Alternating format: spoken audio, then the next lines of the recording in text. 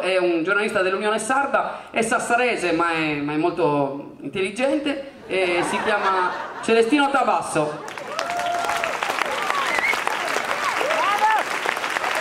Grazie. Grazie anche a nome di Sassari. Io non faccio il diario del festival perché il diarista del festival è uno e si chiama Paolo Nori e lo stiamo aspettando. E in attesa ho pensato che forse poteva essere utile fare il punto non solo sul festival, su questo agosto 2011 e provare a porsi il problema di come saranno gli altri agosti. Questo credevo fino a ieri, poi ieri notte, ed è vero, è l'unica cosa vera che dirò stasera. Ho parlato con un insegnante che mi raccontava, un insegnante di italiano, mi raccontava ieri sera qua a Seneghe di aver scelto come testo di letteratura straniera per far assaporare il romanzo non italiano ai suoi studenti, Morte a Venezia. E lo ha detto a una sua collega che l'ha guardata e le ha detto Morte a Venezia, quindi quest'anno fai il giallo. E allora ho capito che non c'è futuro. Il futuro non c'è, quindi quest'idea che mi era venuta a provare a proiettare quest'agosto negli agosti futuri era perduta in partenza, però ormai l'ho scritto e quindi ve lo leggo. Partendo ovviamente da agosto 2011. È l'estate più calda degli ultimi 15 anni. Questo l'ho scritto evidentemente prima di stasera. Diciamo spazio al clero. Siamo abituati all'intermittenza nella vita politica di questo paese e anche in quella letteraria, diciamo. Grazie.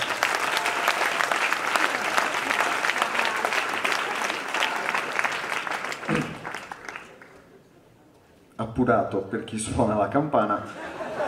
Agosto 2011 è l'estate più calda degli ultimi 15 anni. Il ronzio incessante di condizionatori fa da colonna sonora a una crisi politica ed economica senza precedenti.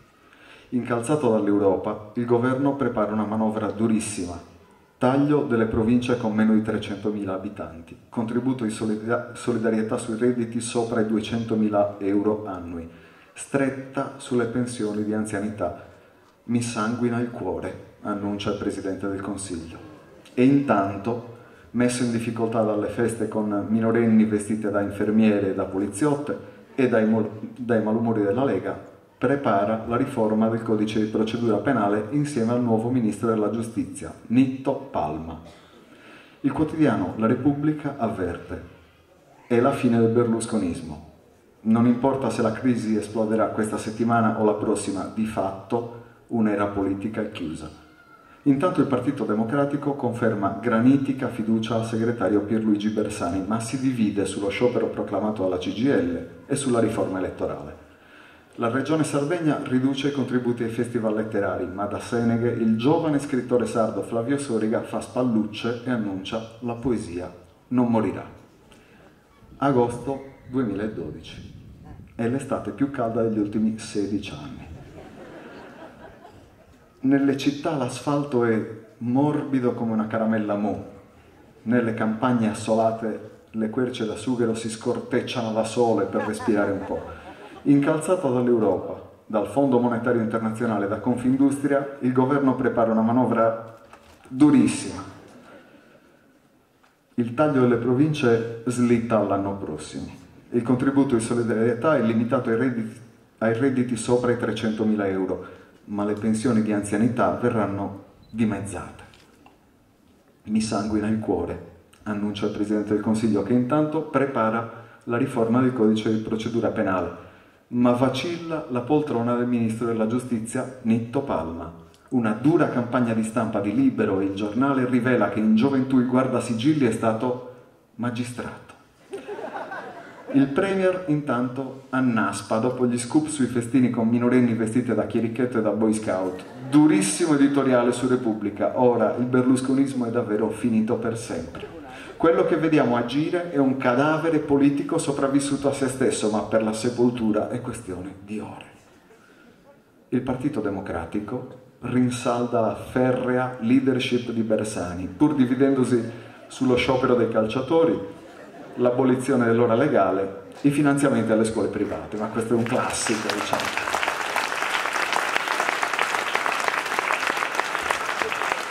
La Regione Sardegna vara nuovi criteri per i finanziamenti alla cultura.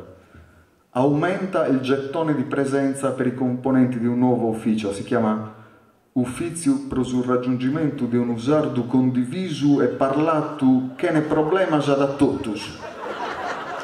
Soltanto 400.000 euro e non più 300.000 per sostenere il collegamento aereo Cagliari-San Giovanni Rotondo per l'annuale pellegrinaggio dei sardi devoti a Padre Pio. Ai festival letterari ben 1.000 euro cada uno, che per motivi fiscali verranno erogati solo in monete. Da Seneghe, il giovane scrittore sardo Flavio Soriga accusa: è l'ultima carognata di un regime di vecchi spaventato dalla dolce follia della nostra rivoluzione bambina. Ma la poesia non morirà. Agosto 2013 è l'estate più calda degli ultimi 17 anni. Terrorizzati dal mare in ebollizione della Costa Smeralda, i turisti fuggono sull'Imbara a bordo di una flotta di SUV, mentre al Billionaire un gruppo di giovani turisti russi scappa senza pagare un conto da 70.000 euro di tè freddo per un totale di 6 lattine. Sulla gallura incombe un silenzio di piombo fuso. I termometri appassiscono. Le cicale esauste si riservano di frinire in un secondo momento. Sul campo da golf del Pevero pascola, solitario, un Viteltonnè. In un solo fine settimana muoiono stroncati dall'AFA 400 ultrasettantenni con un risparmio netto di altrettante pensioni di anzianità. Incalzato dall'INPS, dal Codacons e dal Club Alpino, il governo prepara una manovra di lacrime e sangue. Il contributo di solidarietà è confermato, ma interesserà solo i redditi oltre il 1.000.000 di euro. Il Ministero della Sanità astutamente abolisce l'obbligo di prescrizione medica per il Viagra e ne dimezza il prezzo. In 3 giorni sono già 700 i titolari di pensione di anzianità che non graveranno più sulle casse previdenziali. È un risparmio che in parte finanzierà la creazione di alcune nuove province, tra le quali Macomer, Carloforte e Ossi-Pissi. Mi sanguina il cuore! E ho anche una puntina di emorroidi, confida il Presidente del Consiglio, ed è difficile dargli torto. Le rivelazioni sulle feste con minorenni vestite da nonno vigile, geometra e agrimensore creano forte imbarazzo. Bersani, Fini, Casini e Vendola chiedono a gran voce dimissioni. Si distingue Di Pietro che chiede a gran voce cosa cazzo è un agrimensore. Le dimissioni non arrivano, anche perché comunque di lì a 3 settimane si terranno le elezioni politiche. I principali istituti di rilevazione assegnano alle opposizioni un vantaggio di 39 punti percentuali. Il PD si annuncia primo partito, nonostante sia diviso su abolizione del fuorigioco, ammissibilità della rullata nei tornei di biliardino e finanziamenti alle scuole private.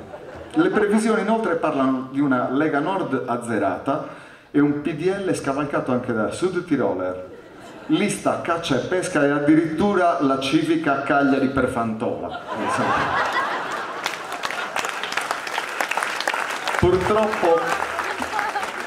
Purtroppo i sondaggi sono stati eseguiti secondo i parametri in uso in Svizzera, Francia, Bulgaria e Zambia, cioè nei paesi normali, insomma.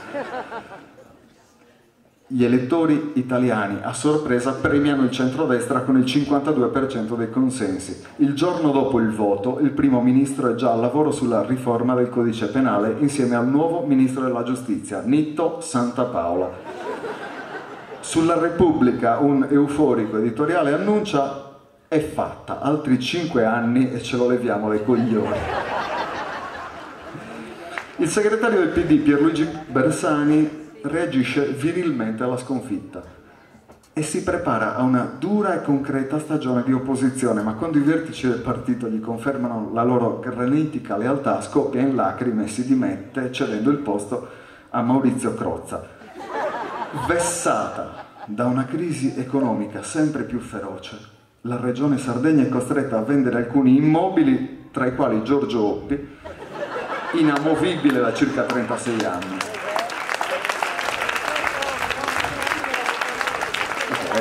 una cazzata. E deve cedere a un ricco collezionista americano alcuni importanti reperti archeologici, Assiro Marrocco e Fenicetto Conto.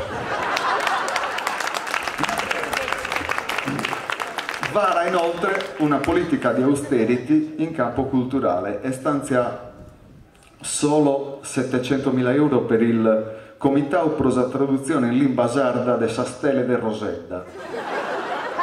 In nome del rigore, alle 800 copie dell'opera Omnia di Grazia Deledda che giacciono nei magazzini della Giunta viene tolta la rilegatura in pelle e sostituita con copertine in similpelle. Per i festival letterari i contributi vanno dai 20.000 euro in giù a seconda della loro capacità di promuovere i valori tradizionali della sardità, come la fede, il rispetto dei maggiori, il valore guerresco. A settembre ai poeti viene inizialmente assegnato un contributo di 7 scatolette di carne Simmental. Ma dopo una sollevazione degli intellettuali, al festival viene concessa una somma pari a 900.000 lire. Purtroppo, per motivi contabili, la somma viene effettivamente erogata in lire. Da Seneghe, il giovane scrittore sardo Flavio Soriga sorride sprezzante e dice che le vicende personali, politiche, non devono mai sovrapporsi al lavoro dello scrittore che si nutre di pura fantasia creatrice e presenta il suo nuovo romanzo, la storia di un ragazzo di un piccolo paese che viaggia per il mondo per cercare se stesso e come molti giovani della sua generazione questo ragazzo un po' global, un po' local, va a Londra e si innamora, poi ha problemi sentimentali, poi fa televisione, scrive romanzi, organizza dei festival, un assessore gli taglia i finanziamenti al festival, ma nell'ultimo capitolo quell'assessore muore per atroci sofferenze violentato da un canguro e comunque, ribadisce Soriga, la poesia non morirà. Agosto 2062. È l'estate più calda degli ultimi 66 anni. Nel mare artico nuotano i barracuda. Il riscaldamento globale ha fatto estinguere da anni gli orsi polari, i grizzly, i leopardi delle nevi e le linci. È la più massiccia e repentina sparizione di grandi predatori da quando si è sciolto il Partito Socialista. In Italia si vive dopo il tramonto. Prima delle 8 di sera le temperature non consentono alcuna attività umana. Sono le 3 di notte, quando a Milano, con una breve ma significativa cerimonia, viene inaugurata la nuova scuola elementare sperimentale Rubi Rubacuori. A tagliare il nastro è il Presidente del Consiglio Silvio Berlusconi. Nel paese la crisi economica ormai è una realtà irreversibile. Le esportazioni di merci vengono sempre più spesso bloccate ai valichi alpini da bande di Tuareg provenienti da Ortisei e Courmayeur. Finalmente, se non altro, il taglio delle province è una realtà anche in Sardegna, con l'innalzamento del livello dei mari, la Gallura, l'Ogliastra e parte del Sassarese sono rimaste sommerse. Cagliari, Quartu, Elmas e Decimo Mannu sono accorpate all'area vasta di Atlantide. E se climaticamente l'isola è devastata, non va meglio dal punto di vista culturale. Da decenni nessuno ha più voglia di scrivere, c'è troppo caldo. La cosiddetta nouvelle vague della letteratura sarda si è inaridita come un filo di inchiostro secco. Resistono sulla breccia, ormai da circa 70 anni, gli irriducibili romanzieri di sempre, un gruppo variopinto e litigioso di pionieri sopravvissuto a se stesso. Marcello Fois... Questa è una sorigata, cioè non è che uno dice Marcello Fois. Marcello Fois ha avuto una lite furibonda con Efisio Puddinu, un oscuro poeta di Lollove. Non mi ha fatto nulla, spiega lo scrittore nuorese, ma era l'unico autore sardo col quale ancora non avevo litigato. E di fatto, dopo lo scontro con Puddinu, Fois si è ritirato polemicamente sulle montagne della Svizzera francese, si fa chiamare Marcel Foix. Scrive romanzi che hanno per protagonista un avvocato che si chiama Bustiani. Michela Murgia si arrangia pescando nello stagno di Cabra smuggini che nuotano già cotti. Forte della sua preparazione teologica, quando il termometro supera i 50 gradi, lancia delle complicatissime bestemmie sardo-bizantine che a Natale Einaudi pubblicherà in raccolta. Giulio Angioni ripubblica Ava e di nascosto si taglia la barba.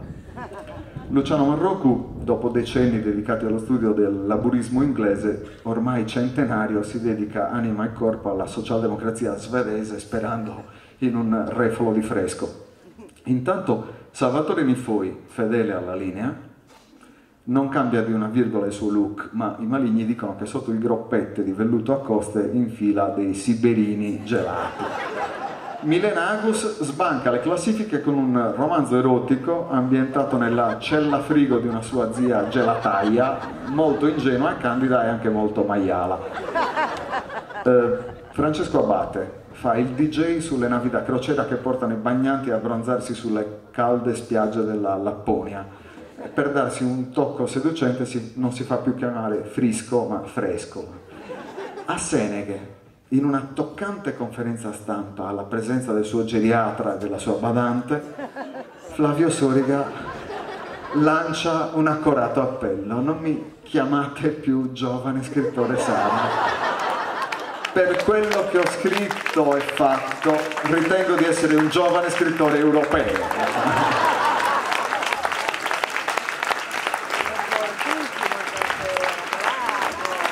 Poi, dopo aver rifiutato con sdegno i 6 datteri di finanziamento regionale per il settembre dei poeti, annuncia: fratelli, fa un caldo che si squagliano anche le idee, fa un caldo che sudano anche i denti, fa un caldo che le lacrime evaporano prima ancora che uno si rattristi, ma non abbiate paura, la poesia non morirà.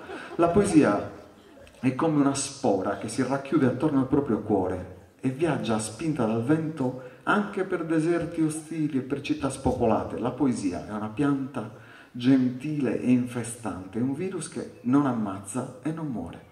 Io ne ho viste certe di poesie che sono rimaste per anni chiuse in un libro e poi quando qualcuno per sbaglio lo ha aperto sono saltate fuori più vive che mai, con tutte le loro rime, le loro passioni, con le loro incertezze.